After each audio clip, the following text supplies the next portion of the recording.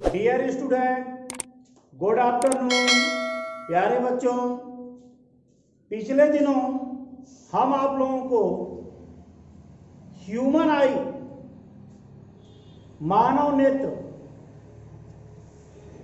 की चर्चा किए थे।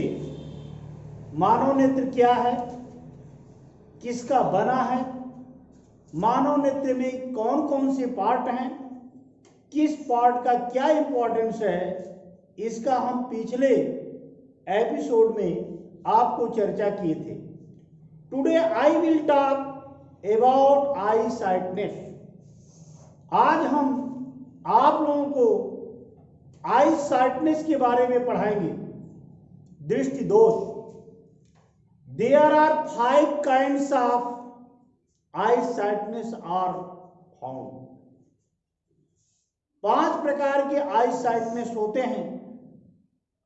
आप लोग हाई स्कूल में भी पढ़ करके आए हैं, वहां पर आपने 2 या 3 आई साइटनेस के बारे में पढ़ा होगा। लेकिन today I will talk about I sightedness of class 12th। सबसे पहले बच्चों, आई साइटनेस की चर्चा करें उसके पहले हम आप लोगों को ये बताना चाहेंगे मानव नेत्र क्या होता है।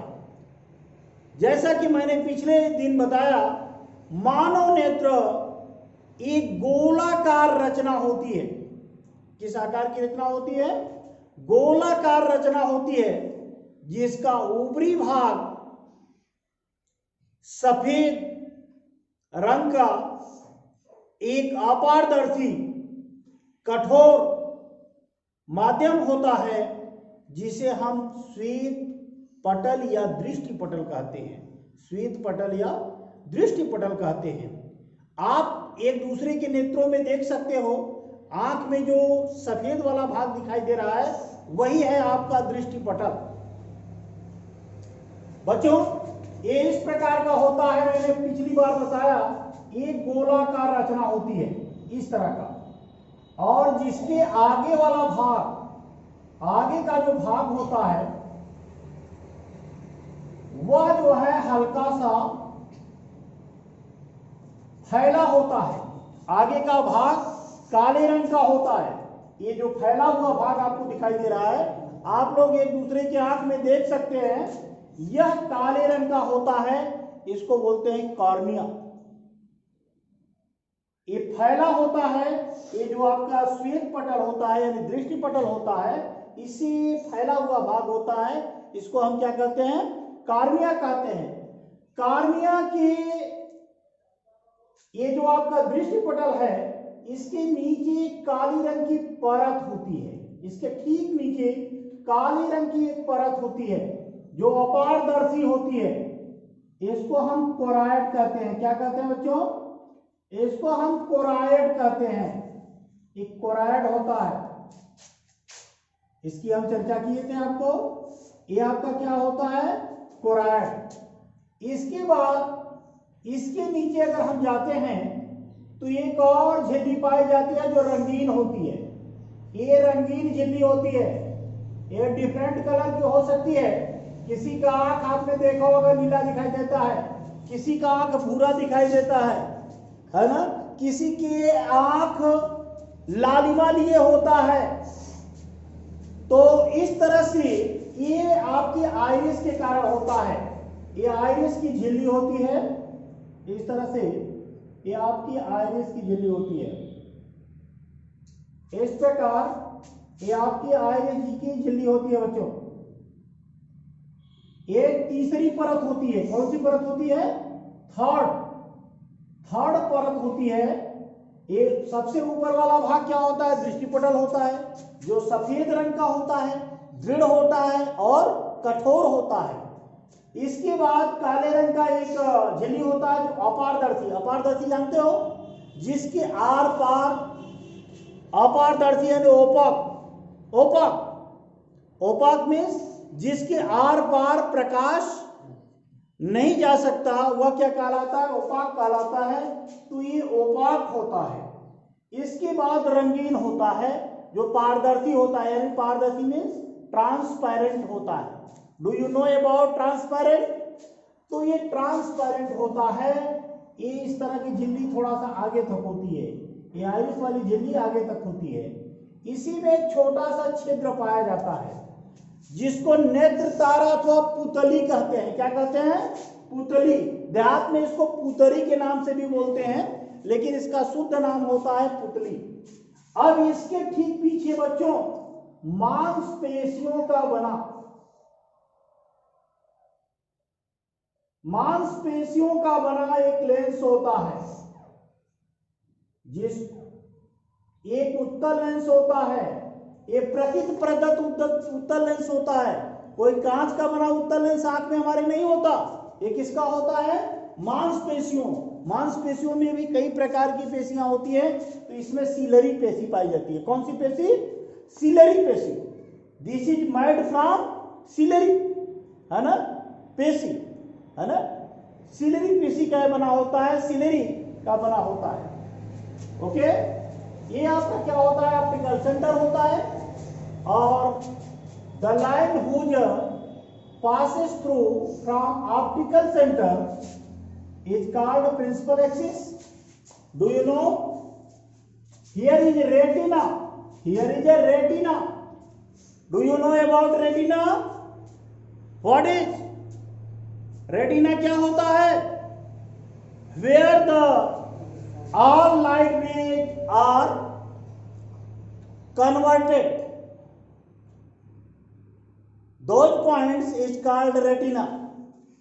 जहां पर हमारे नेत्र का वह भाग जहां पर सभी किरणें एक ही बिंदु पर आकर के क्या होती हैं? फोकसित होती हैं, उस बिंदु को हम क्या कहते हैं? रेटिना कहते हैं। यहां पर बच्चों हम आपको बताएंगे, पहले नेत्र के बारे में आप जान लीजिए, नेत्र में क्या होता है। तो नेत्र में मैंने बताया कि नेत्र का जो ऊपर नेत्र का जो भाग होता है वह क्या होता है? गोलाकार होता है। किस शेप का होता है? It is spherical shape. The human eye made as a spherical shape which major part is white colour and front surface be black colour is called cornea, है ना। जो फ्रंट सरफेस होता है वह काले रंग का होता है, इसी को क्या कहते हैं? कार्निया कहते हैं। ये है नेत्र तारा अथवा पुतली। इट इज कॉल्ड, है ना, पुतली, नेत्र तारा। इसके बाद जब अंदर आप जाएंगे तो ये होता है एक कन्वेक्स, उत्तल lens means convex lenses. It is convex lens which is made from ciliary पेशी, which is made from ciliary पेशी. It is optical center. The line which are passing through from retina to optical center is called principal axis. Okay, अब ये आपका retina हो गया। Retina कहाँ होता है? रेटिना आइरिस पर होता है। अब बच्चों याद रखिएगा, इसी रेटिना में एक छोटा, रेटिना जो होता है वो एक छोटा सा छिद्र होता है। It is a small hole, a small hole होता है। इस होल में कई कलर होते हैं, बट जो जहां पर पीला कलर होता है, yellow colour, it is most important part of retina. The yellow colour is most important part of retina, where the image are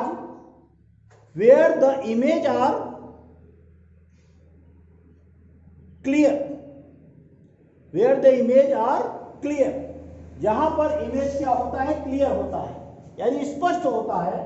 यहां पर जो इमेज बनता है, जो पीले भाग होता है, इसको हिंदी में बोलते हैं पीत बिंदु। क्या बोलते हैं? या अंग्रेजी बोलते हैं येलो पॉइंट। क्या बोलते हैं? Yellow point.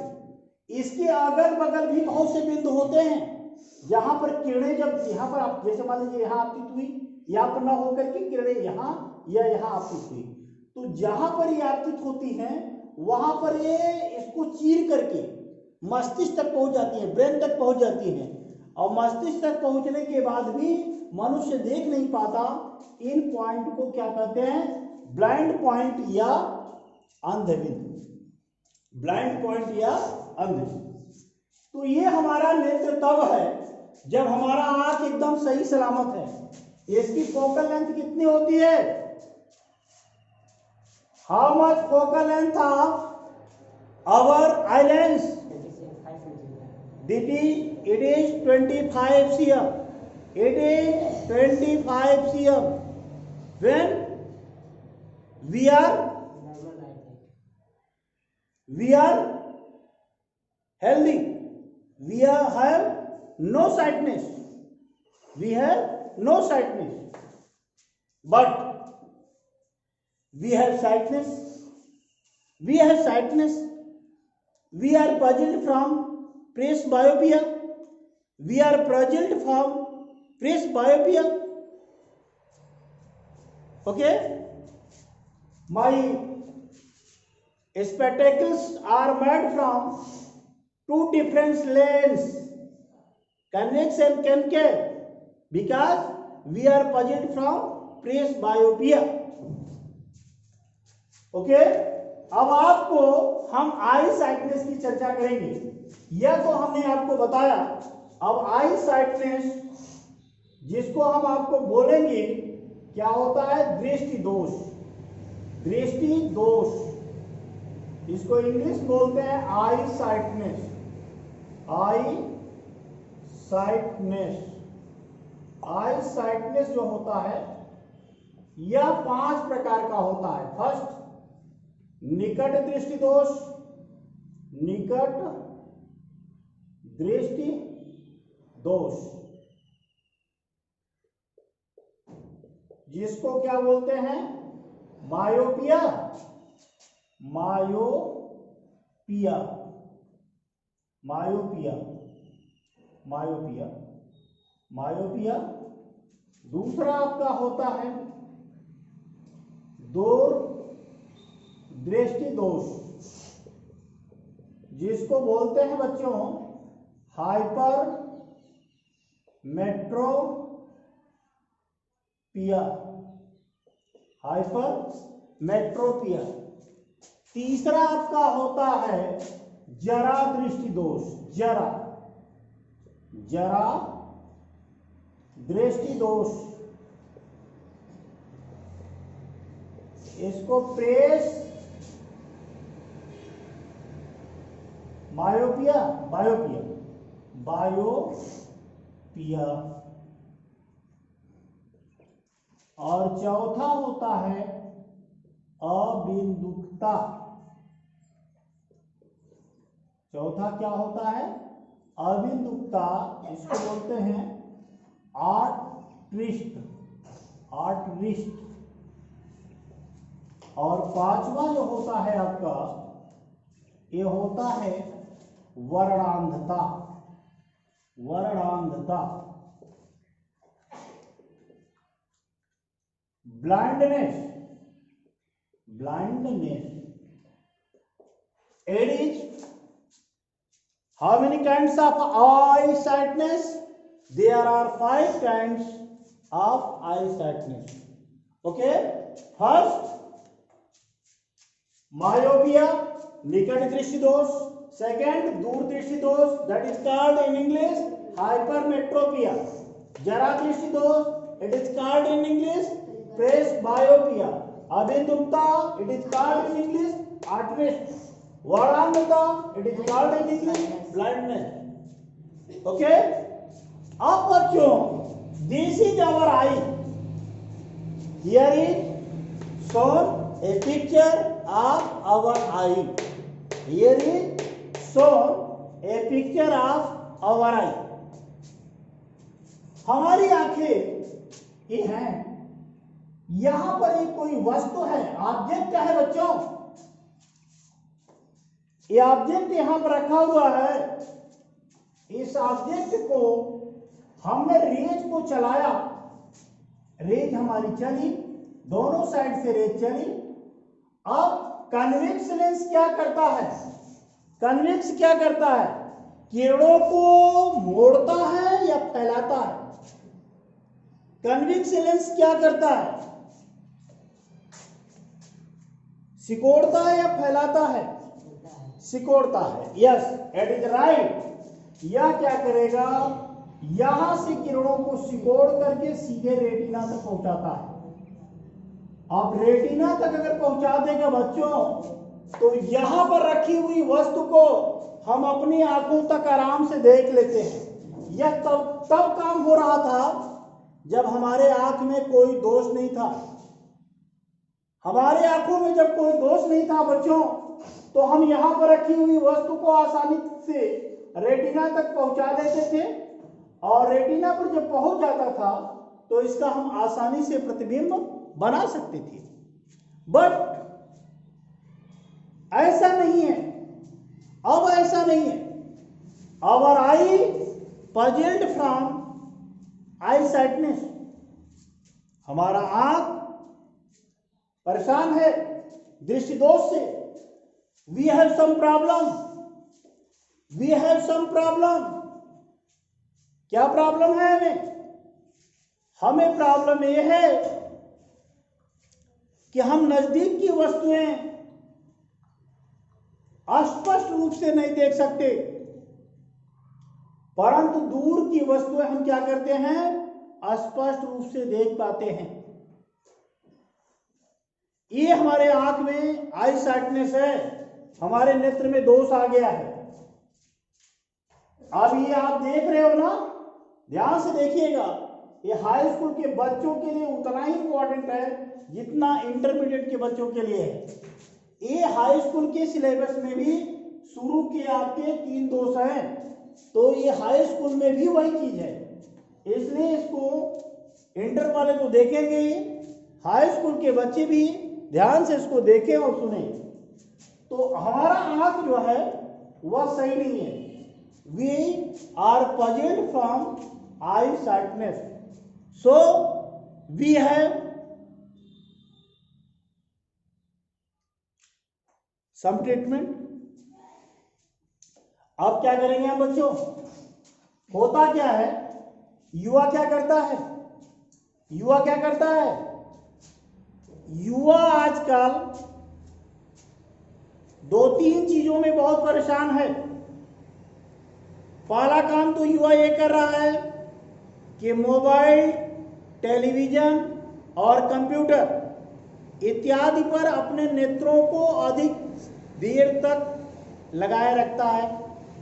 होता क्या है, बार बार मोबाइल या बार बार टेलीविजन या बार बार आप कंप्यूटर के सामने अपने नेत्रों को बार बार अगर कर रहे हैं, तो आपके नेत्र पर अतिरिक्त जो है वो क्या होता है, इफेक्ट पड़ता है, जिससे जो नेत्र की मांसपेशियां होती हैं, ये मांसपेशियां जो होती हैं, देख रहे हो, ये मांसपेशियां फैलती हैं, और ये मांसपेशियां जो आपको ऐसे बनाई गई हैं, ये मांसपेशियां कुछ फैल करके ऐसे चली जाती है, ये फैल जाती है।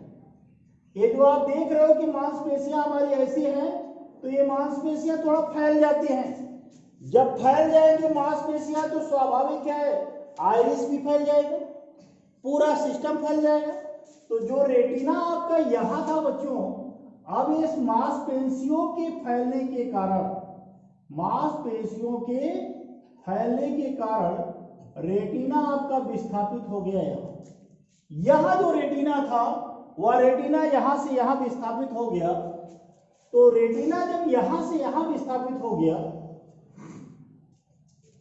तो हुआ क्या, रेटिना तो दूर चला गया, प्रतिबिंब हमारा नजदीकी बन रहा है कि नहीं? अब देख रहे हो प्रतिबिंब रेटिना के पहले, यानी ये किरणें कहां मिल रही है, यहां मिल रही है, और रेटिना कहां है, आगे। इसका मतलब यह है कि निकट दृष्टि दोष, यानी निकट की वस्तुएं स्पष्ट दिखाई देती हैं, दूर की वस्तुएं स्पष्ट दिखाई नहीं देती। तो आप देखेंगे होता क्या है, जो रेटिना के रेंज के अंदर होती हैं वह तो हमको दिखाई देती हैं, जो रेटिना के रेंज के बाहर होती हैं वह हमको दिखाई नहीं देती। अब इसके लिए हम क्या करेंगे, इसके लिए कारण क्या है बच्चों? अगर कोई पूछे कि बताओ निकट दृष्टि दोष कैसे होता है, तो क्या बताओगे? ये आइरिस का फैलना, यानी ये जो आपका नेत्र गोलक है या नेत्र गोलक का जो व्यास है वह क्या होता है, यह व्यास पहले क्या था, इतना था, अब व्यास बढ़ गया, यानी इसका जो डायमीटर है वह बढ़ जाता है। किसका? नेत्र के गोलक का। नेत्र के जो गोलक का जो डायमीटर है वह क्या होता है, बढ़ जाता है, जिससे रेटिना जो है वह क्या होता है, विस्थापित होकर दूर हो जाता है। रेटिना अपने स्थान से क्या होता है, डिस्प्लेसमेंट कर जाता है। जब रेटिना डिस्प्लेसमेंट कर जाता है तो जो आपका रेटिना पर बनता था वो रेटिना से पहले बनने लगता है, इसलिए हमको स्पष्ट रूप से दिखाई नहीं देता। बात समझ में आ रही है सबको? इसके बाद अब इसको अगर दूर करना है तो हमको एक काम करना होगा, यहां पर जितना ये आपका परिवर्तन हुआ है उतना ही फोकस दूरी का यहां पर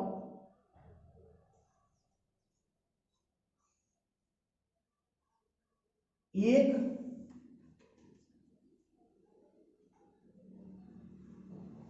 अवतल लेंस का चश्मा लगा देंगे। अगर जिसके नेत्र में यह दोष हो गया है तो उस दोष को अगर दूर करना है तो एक अवतल लेंस का चश्मा लगा देंगे। लगा दिया अवतल लेंस का चश्मा। अब अवतल लेंस उसी तरह का काम है। अवतल लेंस क्या करता है, किरणों को फैलाता है या सिकोड़ता है? अवतल लेंस किरणों को फैलाता है। तो ये जो किरण यहां से जा रही थी अब इसको थोड़ा सा फैला देगा, तो ये किरण यहां से फैल करके यहां आ जाएगी और इस तरफ की किरण भी थोड़ा फैला देगा, तो ये भी थोड़ा सा फैल करके यहां आ जाएगी। अब यह उत्तल लेंस क्या करता है, किरणों को सिकोड़ता है, सिकोड़ेगा, लेकिन क्योंकि ये फैल चुका है थोड़ा सा आगे, तो अब ये जो आपका नया रेटिना बन गया है, रेटिना मूल स्थान से हट गया है, वह वहां तक पहुंचा देगा।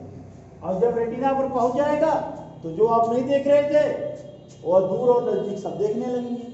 बात सबको समझ में आई कि नहीं? कारण क्या है ना? हमने बताया कि आपका आइरिस का जो डायमीटर होता है, ये आइरिस का डायमीटर क्या होता है, बढ़ जाता है। डायमीटर बढ़ जाने के कारण जो रेटिना होता है वो अपने मूल स्थान से डिस्प्लेसमेंट कर जाता है।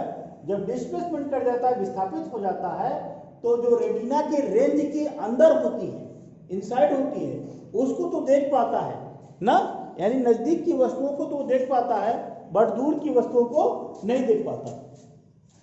अब दूर की वस्तुओं को भी देखना है तो इसके लिए आप क्या करेंगे, उचित फोकस दूरी, यानी जितना यहाँ डिस्प्लेसमेंट हुआ है उतने डिस्प्लेसमेंट का यहाँ एक अवतल लेंस का चश्मा लगाएंगे। और जब अवतल लेंस का चश्मा लगाएंगे तो क्या होगा, अवतल लेंस जो है पुनः किरणों को वहीं पर पहुंचा देगा।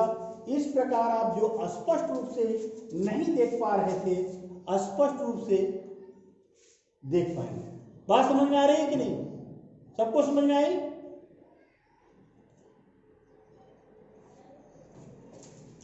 तो इस तरह से हम आगे चर्चा करेंगे। आगे बच्चों निकट दृष्टि दोष के बाद हम दूर दृष्टि दोष की चर्चा करेंगे, जिसको हाइपरमेट्रोपिया के नाम से हम इंग्लिश में जानते हैं। ये मेरा क्या है, ये नेत्र है। ठीक, नेत्र के सामने हमने जैसे बताया कि ये जो फैला हुआ भाग होता है वो कार्निया होता है। यहां पर क्या होता है आपका प्रकृति प्रदत्त, यानी नेचुरल लेंस जिसको बोलेंगे, प्रकृति प्रदत्त एक लेंस होता है जिसको हम क्या कहते हैं, नेत्र लेंस कहते हैं। यहां पर आपका रेटिना होता है बच्चों। ये आपका आंख सही है, उस समय की मैं बात बता रहा हूं, आपकी आंखें सही है, मैं मानता हूं कि आपका नेत्र सही है। जब आपका नेत्र सही है तो इस वस्तु का आराम से प्रतिबिंब कहां बनता था, ऐसे किरणें चलती थी, ऐसे किरणें चलती थी दोनों तरफ से, और ये रेटिना तक पहुंचती थी। ये दोनों किरणें कहां पहुंचती थी, रेटिना तक पहुंचती थी। बट आप बूढ़े हो गए, बूढ़े हो गए। बूढ़े लोगों में समस्या होती है। आपके घर में दादा होंगे, नाना होंगे, उनको ये समस्या होती है। आप देखे होंगे बूढ़े लोग क्या करते हैं, दूर ऐसे कर लेते हैं और तब ऐसे पढ़ते हैं। इसका मतलब क्या होता है कि उनको दूर का दिखता है और नजदीक का नहीं दिखता ना। दूर का उनको दिखता है और नजदीक का नहीं दिखता। इसका मतलब उनके नेत्र में कौन सा दोष होता है, दूर दृष्टि दोष, यानी हाइपर मेट्रोपिया आई साइटनेस होता है। ये क्यों होता है, वाई वाई? जैसे हमने बताया, हमने क्या बताया था, हमने ये बताया था इसकी पहले मेट्रोपिया में सॉरी मायोपिया में कि ये जो आपका नेत्र गोलक होता है इसका डायमीटर बढ़ जाता है, व्यास बढ़ जाता है, जिससे रेटिना क्या होता है, दूर चला जाता है। बट वृद्धावस्था में मांसपेशियां सिकुड़ने लगती है। देखियो शरीर की मांसपेशियां जगह जगह सिकुड़ जाती हैं। दादा नाना का देख सकते हो, शरीर की सारी मांसपेशियां सिकुड़ने लगती हैं। तो नेत्र भी क्या होता है, एक बॉडी का पार्ट होता है, इसकी भी मांसपेशियां सिकुड़ती हैं। जो आपका इस तरह का है या सिकुड़ कर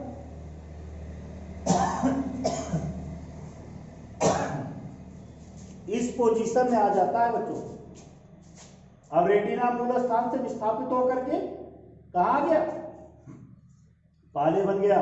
जो रेटिना यहां हुआ करता था अब यहां ना होकर रेटिना यहां आ गया। इसका मतलब रेटिना पहले से नजदीक हो गया और आपका जो प्रतिबिंब है वो कहां बन रहा है, वो रेटिना से दूर बन रहा है, रेटिना के रेंज से दूर बन रहा है। इसका मतलब रेटिना के रेंज के जो बाहर होता है, रेटिना के रेंज के जो बाहर होता है उसको ये आसानी से क्या करता है, देख पाता है। रेटिना के रेंज से जो दूर होता है उसको आसानी से देख पाता है, बट रेटिना के रेंज के जो अंदर होता है उसको ये रिकॉग्नाइज नहीं कर पाता, पहचान नहीं पाता।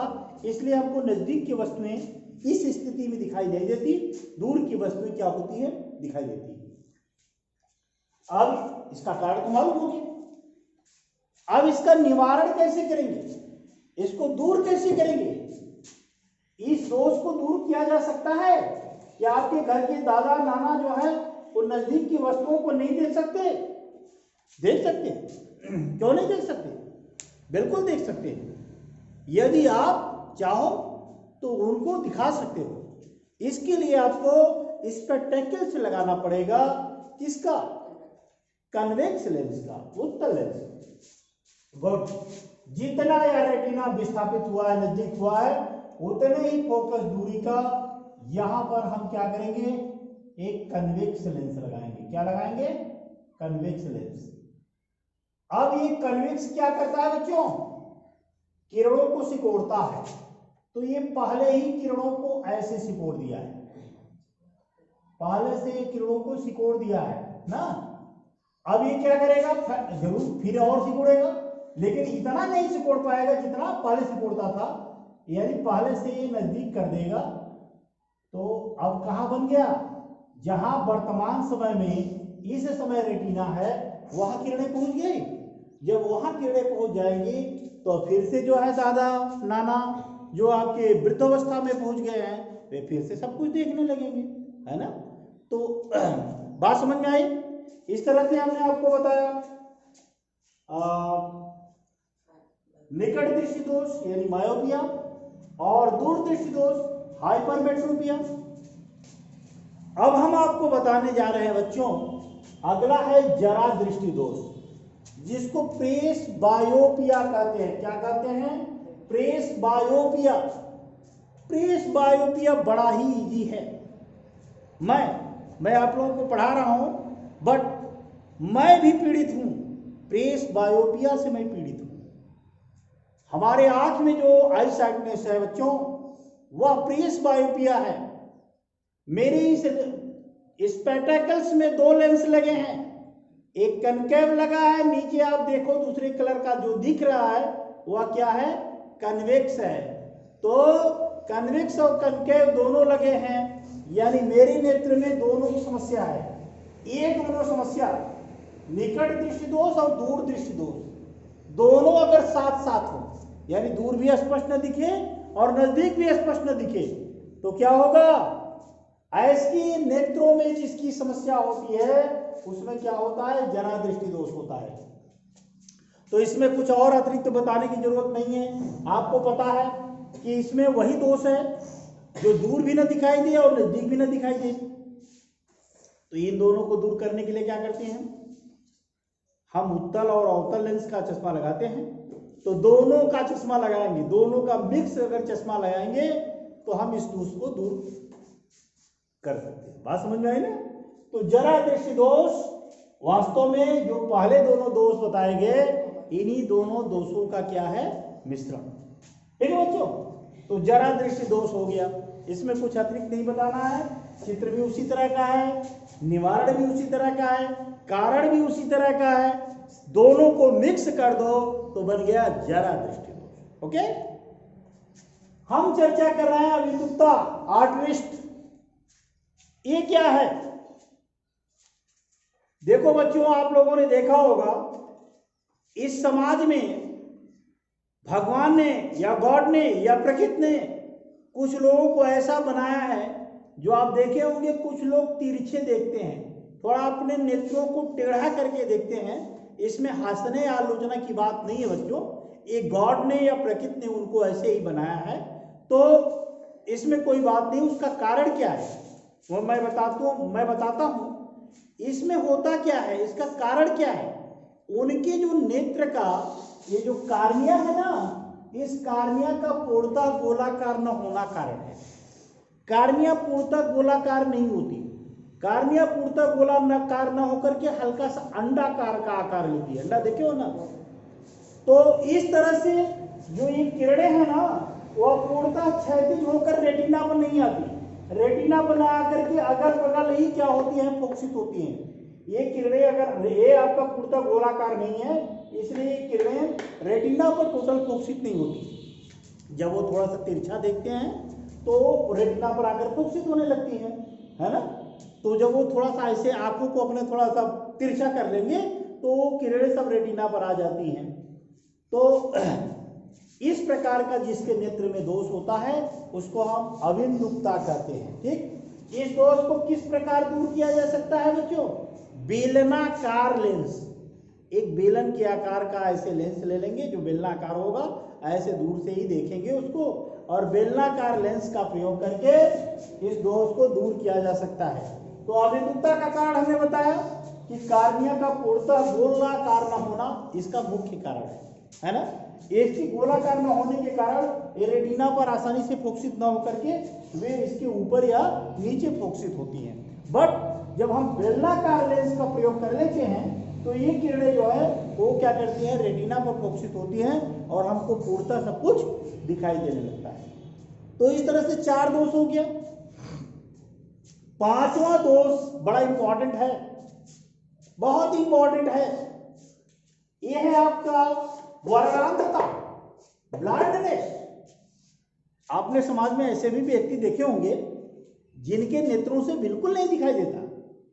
आप उनको अंधा कहते हो, सूर कहते हो, समाज भी उनको कहता है, लेकिन ऐसा नहीं है बच्चों, ऐसा बिल्कुल नहीं है।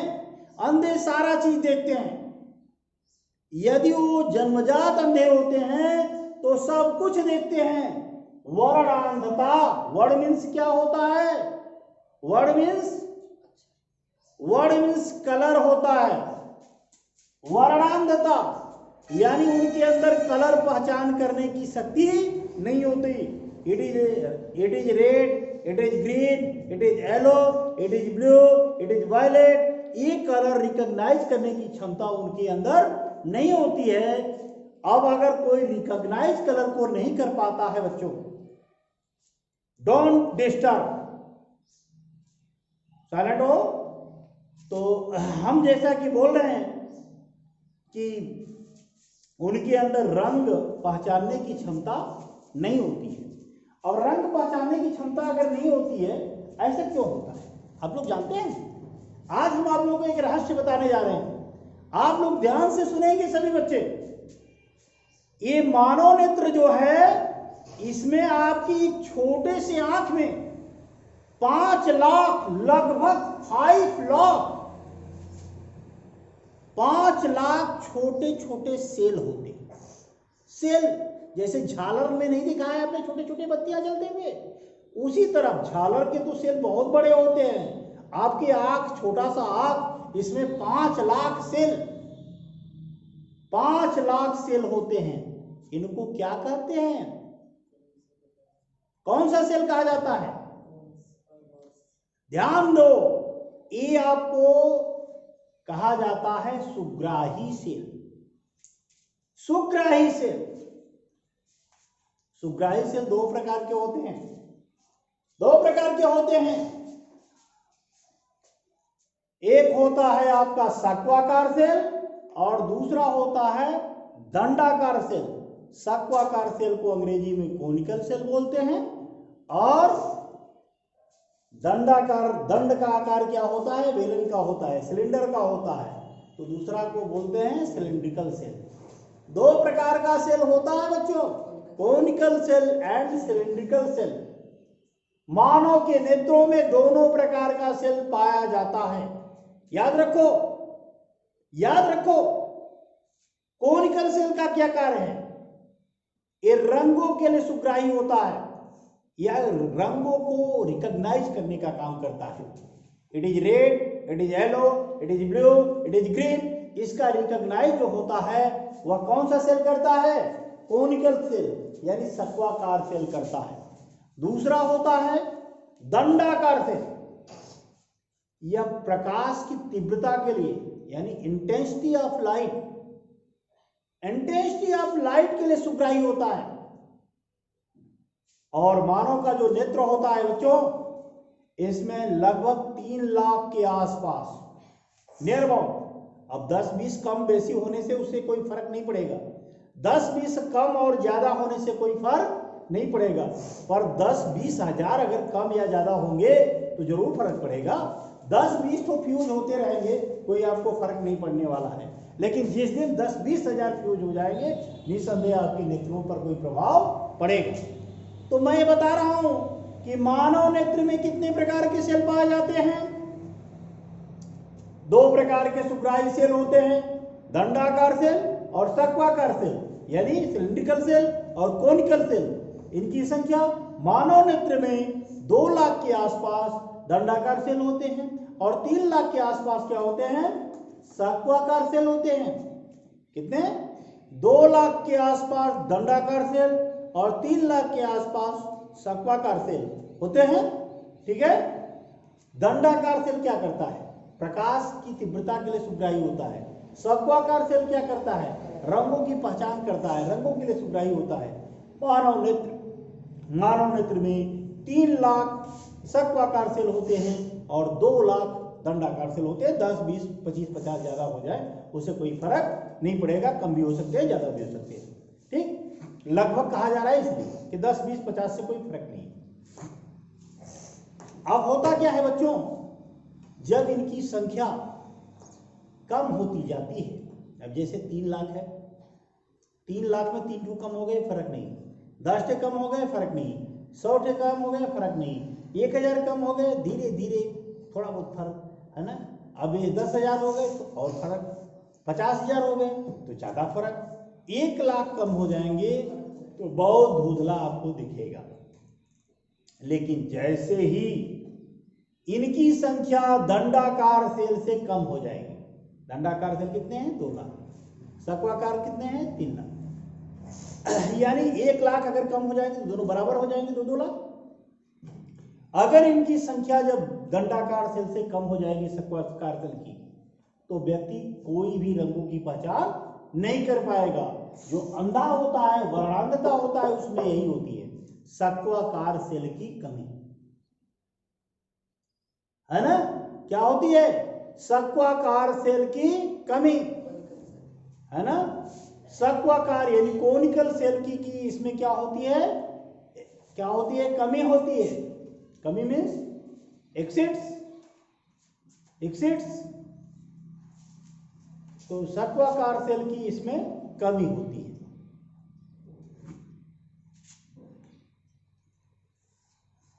ठीक है। तो सक्वाकार सेल इसमें क्या होते हैं, कम होते हैं। तो कोई अगर वर्णांतरता का कारण पूछता है तो क्या कहोगे, सक्वाकार सेल की कमी। निवारण कैसे करोगे, अभी तक दुनिया में ऐसा कोई वैज्ञानिक तथ्य नहीं निकला है कि इस रोग को आपको दूर कर सके। एक ही निवारण है, नेत्र प्रत्यारोपण, यानी एक व्यक्ति का आंख निकाल करके दूसरे व्यक्ति में लगा दो, तब वो सब कुछ देखने लगेगा। भले वो बंदर का ही आंख हो, बंदर का भी आंख चल जाएगा, ठीक है।